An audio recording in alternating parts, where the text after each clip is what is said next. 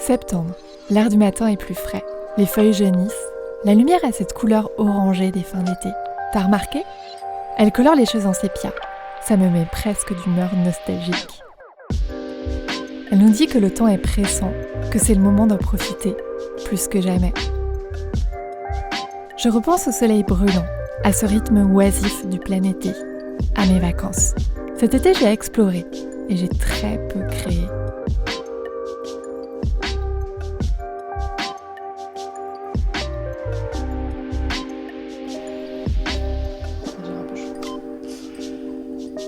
Je m'étais fixé plein de devoirs de vacances, écrire, faire un carnet de voyage, calligraphier, dessiner, et je les ai pas fait. Tu vas me dire, c'est génial de rien faire, ça sert à ça les vacances. Oui, je suis d'accord avec toi, mais pour être totalement honnête, en fait, dans ma vidéo que je t'avais diffusée en juillet sur la relâche, dans un petit coin de ma tête, je me disais, c'est cool, parce que je vais vraiment me reposer et du coup, je vais être plus créative. En fait, je pensais hacker ma créativité. Au final, j'ai un peu écrit pour ma lettre créative que je diffuse maintenant tous les lundis. Si tu n'es pas encore abonné et que ça t'intéresse, je parle de créativité, de comment se booster dans ses projets créatifs. Abonne-toi, je te laisse le lien en description. J'ai photographié, ça oui, mais je voulais faire plein de vidéos et en fait, j'ai pas fait grand chose. Je me suis heurtée à une des lois implacables de la créativité, c'est que pour être créatif, il faut avoir ces moments d'oisiveté, d'inactivité, et en même temps, paradoxalement, c'est pas dans ces moments-là qu'on est le plus créatif. En fait, le truc dans ces moments-là, c'est de vraiment ne rien attendre, ne rien faire. On vit dans un monde très axé sur la productivité et l'utilitarisme. Ce qu'on fait doit avoir un résultat. Et ce résultat, il doit être le meilleur possible. Quand j'ai commencé à m'intéresser à la créativité, j'ai lu pas mal d'articles sur comment hacker sa créativité. Et en fait, à chaque fois, ça donnait l'idée qu'il y a des recettes, une logique de A à Z, et que si tu fais telle action, ça va avoir tel résultat. Et souvent, ces raisonnements s'appuient sur des grands mythes de la créativité. Par exemple, le mythe d'Einstein et de son violon. Einstein faisait du violon et quand il était bloqué sur un problème, le fait de faire du violon, ça pouvait l'aider à se débloquer. Et du coup, on aurait tendance à se dire, tiens, faut faire comme Einstein. Mais je sais pas pour toi, mais moi, ça marche pas comme ça sur moi. Je suis pas Einstein.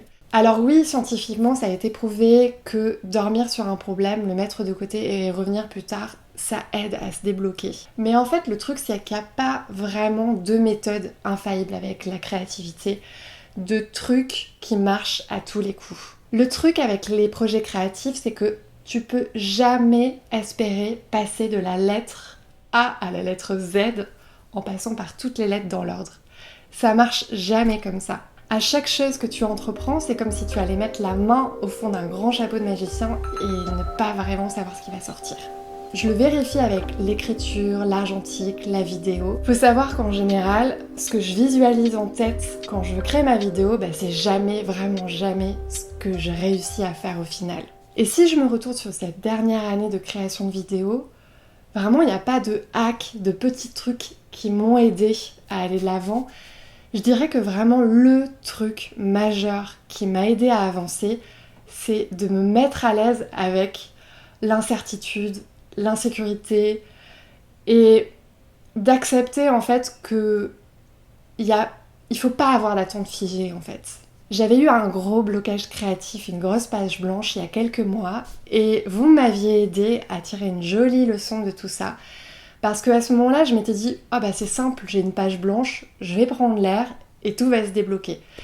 Et vraiment, ça n'avait pas du tout marché comme ça. J'étais vraiment dans un gros blocage. Ce que j'en avais vraiment retiré, c'est que le secret, c'est qu'il faut rien attendre. Il faut rien faire, mais il faut rien attendre. Et c'est comme ça, vraiment en étant patient, que les choses se débloquent. Donc moralité, hacker sa créativité, je pense que ça marche pas. Il y a des manières de développer sa créativité, mais finalement tout ça s'inscrit sur le long terme.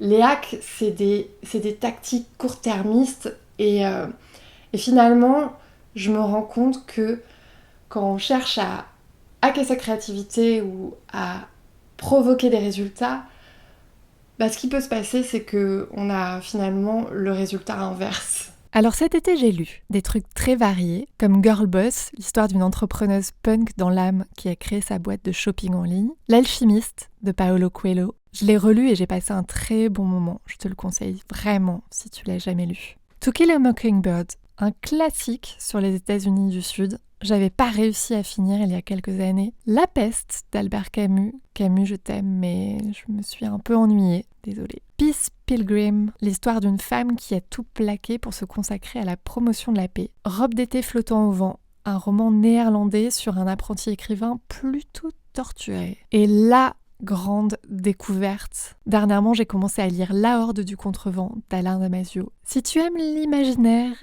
et la science-fiction, c'est une histoire juste géniale. En cette rentrée, j'essaie vraiment de ménager mon énergie, de ménager ma ressource créative, on va dire. Et j'espère que toi aussi, t'arrives à ménager ton énergie de rentrée, que tout va bien. Je te souhaite d'avoir des moments de détente, des moments de lâcher prise, de faire durer encore un petit peu cette oisiveté estivale. Vraiment, je pense que même si on ne voit pas les effets à court terme de cette espèce de ménagement, à long terme, je pense que les effets, ils sont là et ils sont profonds. Donc c'est important.